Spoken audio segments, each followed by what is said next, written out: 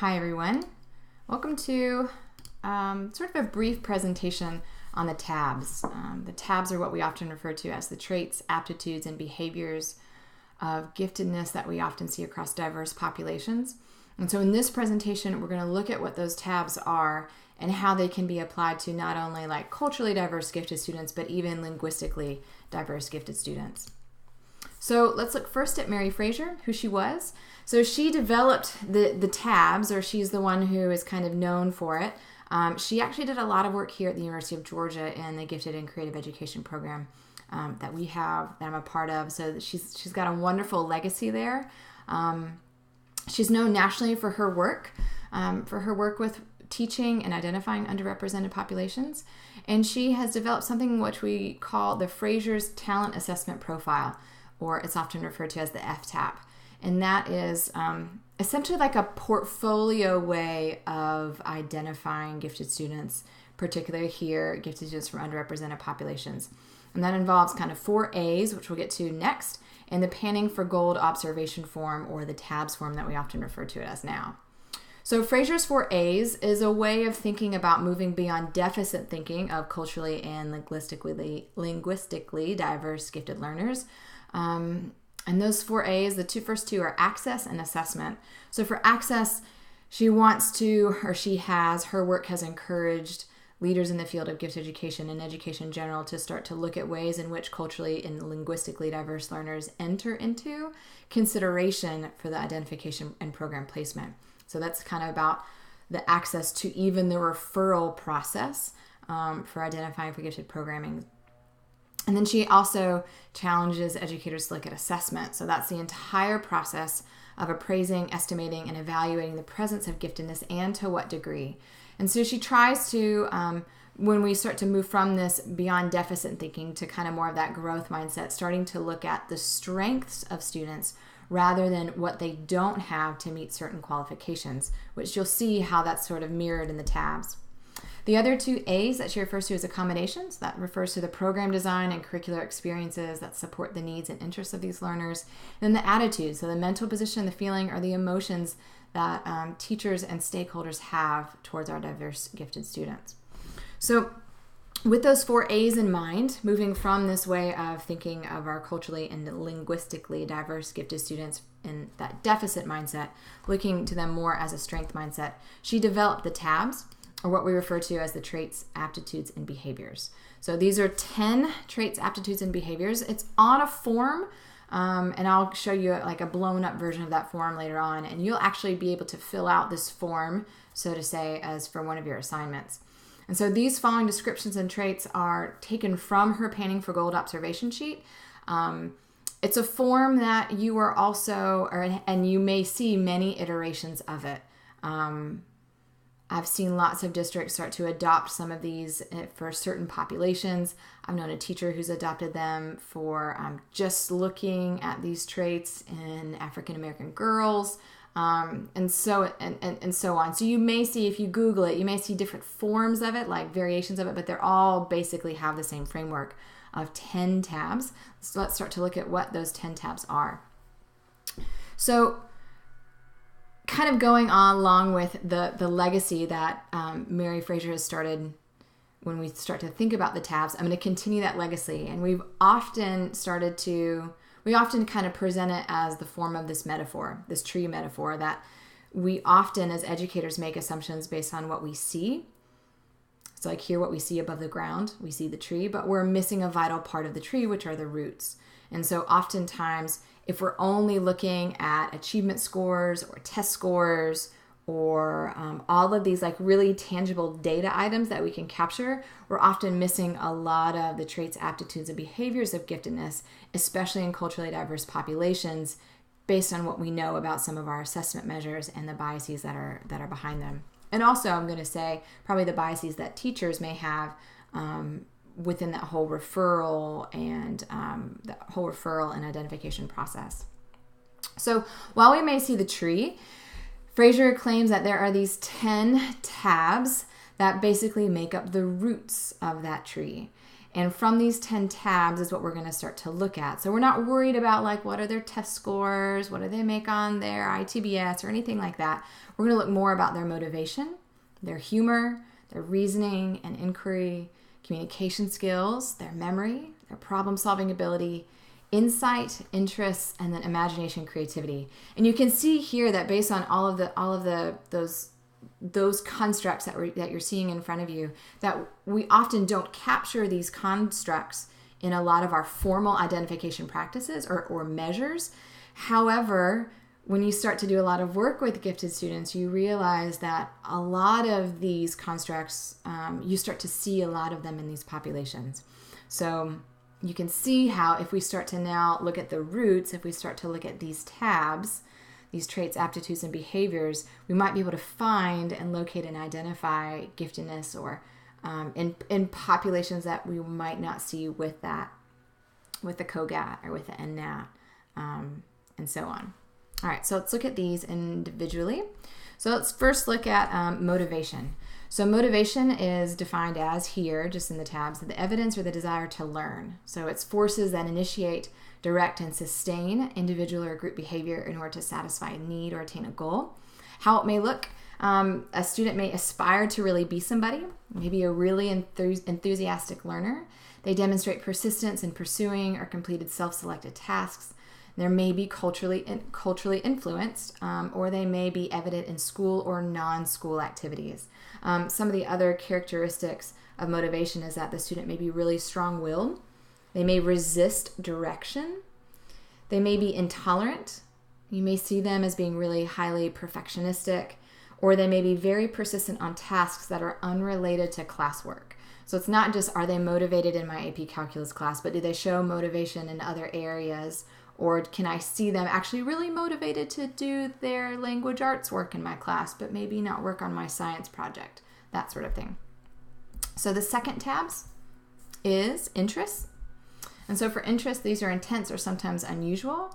They're activities, avocations, objects, etc. that have special worth or significance and are given special attention. So how it may look, that culturally diverse gifted learner may demonstrate unusual or advanced interest in a topic or activity. They may be a self-starter. They may have interests that are beyond their age group, and they may pursue activity unceasingly. Some others, they may be really disorganized or scattered.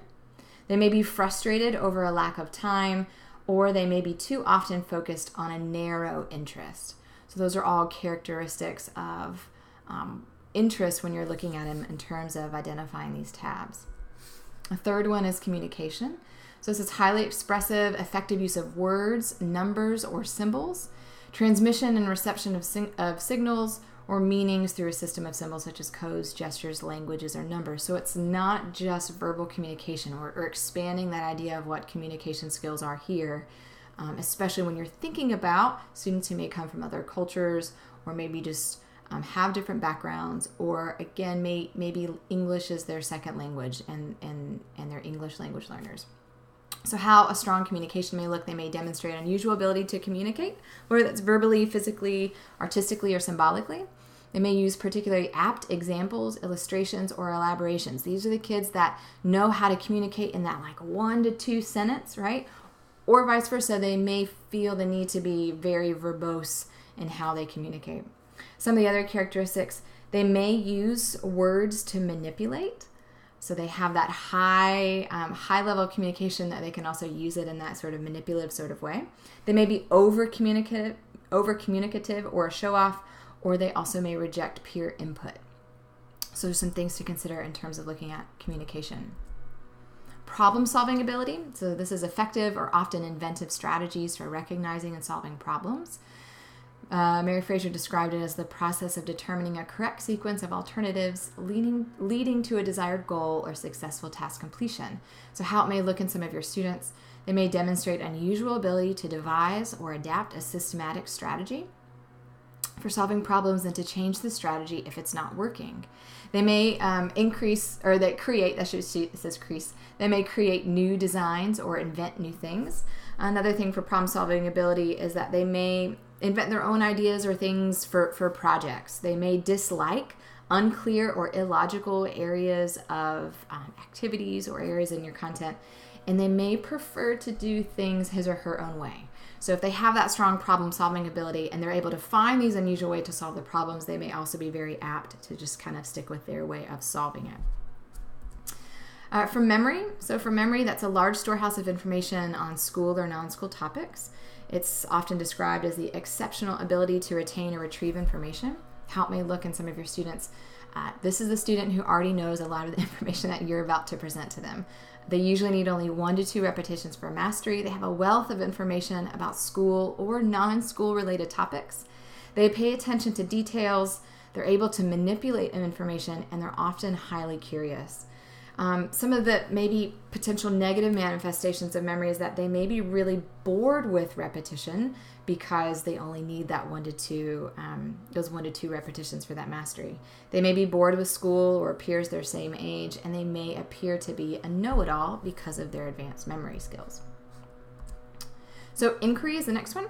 So inquiry we consider to be the questions, or to be someone who questions, experiments, explores, and it's the method or process of seeking knowledge, understanding, an understanding of information. So how it may look, they may ask unusual questions for their age. They may play around with ideas. They demonstrate extensive exploratory behaviors directed toward eliciting information about materials, devices, or situations. They may be really excessive in their interests as well. They may daydream about a lot of their ideas, or you may find that they offer questions or comments that are off topic because their level of inquiry sort of takes them down that little bunny trail. Next one is insight. So insight is that ability to quickly grasp new concepts and make connections, or they're able to sense deeper meanings. It's the idea of there's a sudden discovery of the correct solution following incorrect attempts based primarily on trial and error. So having that insight. How this may look, a student with strong insight may demonstrate exceptional ability to draw inferences. They may appear to be a good guesser or to be keenly observant. They may possess heightened capacity for seeing unusual and diverse relationships, and they may be able to integrate their ideas and disciplines into the projects that you're doing or into class. Some of the other more perhaps byproducts of being highly insightful is that they may be really impatient with others. They may dislike basic routine. They may be concerned with, and this isn't negative, they may be concerned with humanitarian needs. So they start to make a lot of connections back to how the topics or constructs you're considering in your class, how they affect or influence people. They may ask advanced questions, or they may be really curious about advanced topics because they have that level of insight. I've got just a few more. Next one is reasoning, so high reasoning skills. These are logical approaches to figuring out solutions. So they're often highly conscious, directed, controlled, active, intentional, forward-looking, and goal-oriented in thought. They're able to make generalizations. They're able to use metaphors and analogies. They're able to think through things in a logical manner. And they think critically, and they often come up with plausible answers. Here again, these students may also, if they have high reasoning skills, they may resist routine practice. They may question teaching procedures. They may, they have kind of complicated relationships with rules. They may also be seen as being really bossy. So next one we have is imagination and creativity. So for imagination and creativity, this is that ability to produce many ideas. They're often highly original, inventive. It's the process of forming mental images or objects, qualities or situations or relationships which aren't immediately apparent to the senses. Problem solving through non-traditional patterns of thinking. So how it may look, they may show exceptional ingenuity using everyday materials. They may create wild or seemingly silly ideas that are often very fluent and flexible. Some of the potential negative manifestations of it is they may be disruptive or out of step. These are the divergent students who don't necessarily want to be in the box. They want to think out of the box. And so by doing that, they may also be seen as being really different from their peers. They're often that nonconformist. They may be hypersensitive to sound, light, movement, or touch, or they may focus on unusual, dark, or inappropriate content. So you might also have that kind of dark creativity that you may see come across some of your student work or some of your conversations with them. And the last one that we have is humor. So this is a child who conveys and picks up on humor. And it's the ability to synthesize key ideas or problems in complex situations in a humorous way. So how it may look: someone with strong humor may have a keen sense of humor, which may be gentle or hostile. They may see unusual relationships. They're able to demonstrate unusual emotional depth, and they're able to demonstrate sensory awareness. I often find too that sometimes if they have that high level of humor, their humor may be really misunderstood by their peers, or they may be considered the class clown for attention. And so that's another way that you can start to think of humor in some of your culturally and linguistically diverse gifted students. So the TABS form is 10 tabs, right? So we had motivation, interest, communication skills, problem-solving ability, memory. And then the other 5 were inquiry, insight, reasoning, imagination, creativity, and humor. And it's often on a form that's like 1 to 2 pages, like front and back, where you have a description and kind of some suggestions or ideas up top of each of the ones. And then there's a space down below for you to record your additional notes or insights or additional examples of the students. And sometimes at the bottom there, you'll see some little numbers down here where you can kind of circle and rate. And it's not as if like, so here 5 being strong, 1 being weak, 3 being moderate. So they strong in motivation, moderate in interest, but weak in communication skills. And when you fill out this form, it's not that you're trying to find a student, if this is like in terms of looking at giftedness as you have to be strong in all 10 of these areas. That is not the case. And I'll say it again. That's not the case that they need to be strong in all these areas. Again, think about what this form is being used for. It's being used to start to recognize strengths in our underrepresented gifted students. And so there may be only like 4 or 5 or 6 categories here where they're really strong and the others may be weak, but it's meant to be a way of demonstrating their strengths and or areas of improvement, but also can kind of give a very holistic representation of the student as a learner, right? And so don't feel like you're holding back when you start to rate them on each of these categories. It's going to provide some really helpful information for you as their teacher, or if you're the gifted coordinator, it's going to provide some really helpful information for the teachers of the student and in their learning environment. So the form will often look like an iteration of a form that looks like that. So as we put this all together, I think what Mary Fraser, what her primary goal was to start to think about, we have all of these diverse groups of gifted students, which means we have a bunch of diverse expressions of giftedness, and therefore we need to create some diverse procedures, not only for recommending students for gifted identification, but also for identifying students for gifted education. And then hopefully, based on the information and data you collect, can therefore provide some diverse programs or some diverse experiences or products or activities, ways of servicing all of these diverse gifted learners. So how can we use the tabs? I mentioned before that the tabs, there are kind of many variations or iterations of the tabs. There's also many ways in which you can use it. As part of the FTAP, I think it was originally meant to be part of that referral and or identification piece. In the classroom, you can use the tabs to rate and start to track some information on students and use that to assemble students for a creative problem-solving team, encourage teachers or team members to look at student strengths. I'll often think of like, if I'm able to create it's a one-page sheet, front and back, of all my students, and kind of fill in some notes about how they express those 10 tabs. It's almost like I have a little mini case study, and I start to see the variation in all of my students, but also the strengths of my students and potentially the areas that I might need to provide a little bit more encourage or support for. In professional development, I've known of schools that use it for annual development on the tabs of local underrepresented population, perhaps in conjunction with this idea of referral and identification. Some use the tabs in the recommendation process, as if like, these are the forms that teachers fill out when they're trying to submit a recommendation or like a referral for a student to start the identification process. I've also seen it being used as data for identification as part of our portfolio. So it's like one of those measures that would be in a student's case file as if it is the IQ test, as if it is the mental achievement or the achievement. And so you can also use it as a data piece for that if you're creating like a portfolio for identification. You can also use it as additional information to assign appropriate gifted program services. So say a child meets all of the requirements for identification. Great. Now let's have a few teachers fill out the tabs form on them so we can start to really decide what type of program would be right for this student. And so just in conclusion, start to think about how you can integrate the tabs into your teaching. And maybe at the beginning of year, you just, have a sheet for all of your students, depending on, I know your middle school, high school students, or teachers, you may have a lot of students. But elementary, if you have just one classroom, perhaps you have a little folder, a little binder, and you just as you start to see things, start to jot down some notes, right?